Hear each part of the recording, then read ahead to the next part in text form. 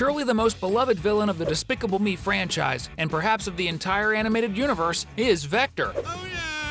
But did you notice that throughout Gru and the Minions movie, there were several Easter eggs indicating that we would see the villain once again at some point? If you didn't catch that, your only option is to stay until the end of the video to find out. Mooned. Victor spent no less than 14 years and 4 films completely missing until Illumination decided to release the short film Mooned, which was shown before the movie Migration. In it, the villain's story continues exactly from where the first Despicable Me movie ended, at least for the villain. We see that he is almost completely alone on the lunar surface. Almost, because the minion who took Dr. Nefario's anti-gravity formula was also there, keeping Gru's enemy company. And for this reason, he ended up being rescued by a group of other minions who used an aircraft to fetch their yellow-skinned colleague. The detail is that while this was happening, Vector was also trying in his own way to leave that place, which resulted in a tremendous confusion where the villain ended up colliding with the minion ship and they all ended up on the surface of Mars. On the red planet, a small alien offers help to Vector, but he doesn't understand anything and scares the little extraterrestrial away, who leaves, taking the minions back to Earth and leaving Vector alone on Mars. The detail is that at the end of Despicable Me 4, Vector reappears, and not only him, but also a somewhat strange figure behind him who might be behind his return to Earth. But we'll explain that better in a moment, because now we're going to talk about the Easter eggs that showed we would see the first movie's villain again, even before he appeared. Me arriva la luna. Oh, aspetta, un mano!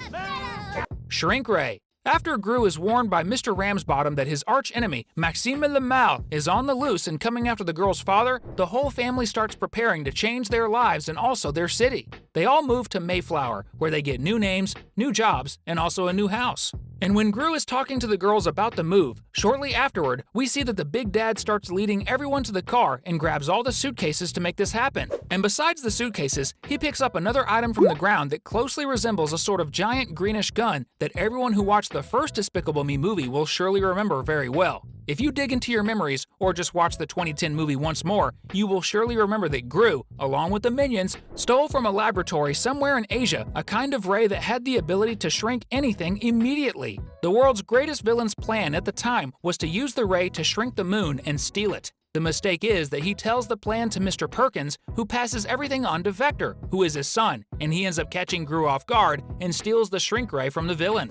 After everything that happens in the movie, as you know very well, Gru ends up giving up on stealing the moon to save Margot and the other girls, while at the same time the moon returns to its normal size and goes back into Earth's orbit, leaving Vector completely trapped there for a long time. So when we saw the same shrink ray being taken by Gru to his new city, that was already an Easter egg that we would see Vector at the end of the movie, but that wasn't the only one. And since today we're talking about Gru's first great enemy in the franchise's films, in honor of this completely clueless guy, let's comment #Vector down below today.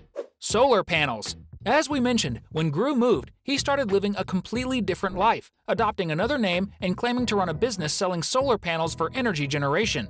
On the business card, we can see that the logo of the fake company is Gru's face as the sun, with a big smile. If we take a closer look, this is a clear reference to everything we talked about regarding Vector and the Minions' boss competing against each other for the biggest heist in history, which was the shrinking and stealing of the moon. This is because, in a way, the moon and the sun, besides being the two most important celestial bodies for life on Earth, are opposites in the sense that usually one appears during the day while the other appears at night. So the fact that Gru's new business is related to solar panels probably wasn't by chance, but something meticulously thought out to reference Vector and their past when they competed for the moon.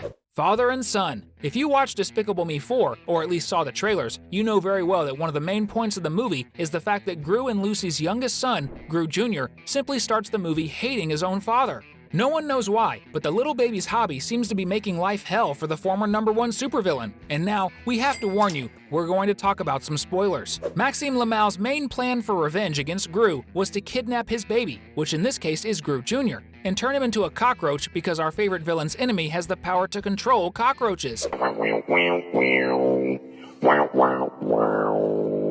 He even transforms into a cockroach himself, as we can see at the beginning of the movie when the Minions' boss, now as an AVL agent, arrests Maxime at the alumni reunion. Throughout the movie, Gru's arch-rival manages to both kidnap Gru Jr. and turn the little baby into a half-cockroach. And being half-cockroach, he is under Maxime's mental control. And when he was about to kill his own father in the final scene of the movie, Gru tells his youngest son that no matter what happened at that moment, he would always love him.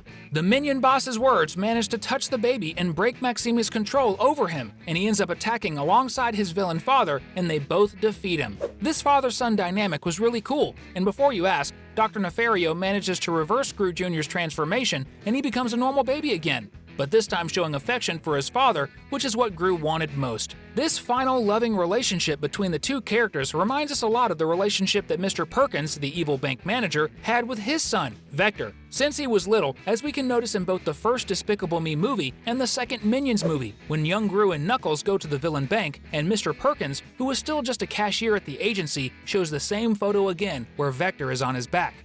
And in both cases, we realize that the focus is on the relationship between a father and his son, even if they are villains, or, as in the case of the two Grus, captors of villains. And if you've made it this far in the video, you surely enjoy cartoons and animated movies just like us. So go ahead and subscribe to the channel so you don't miss our upcoming videos. Vector reappears.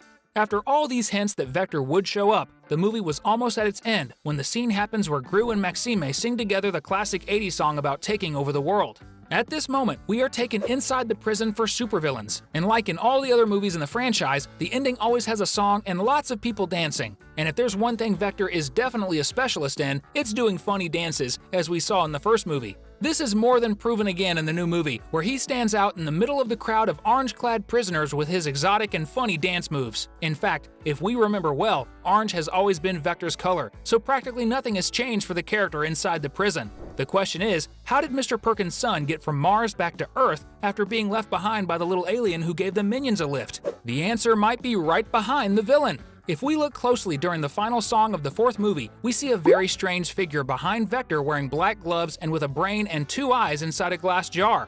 As much as it looks like a human brain, we can't be sure, and I don't know about you, but to me, it definitely looks like an extraterrestrial being. So our guess would be that after being abandoned once again, but this time on Mars, this other being showed up and offered Vector the possibility of taking him back to his planet as long as he helped him take over the world. The problem is that upon entering our atmosphere, they might have ended up directly in Area 51 or maybe even the AVL headquarters, and from there they were sent straight to the supervillain prison. This would only prove the villain's bad luck and how he will never catch a break. But at least now, even though he's imprisoned, he's on Earth.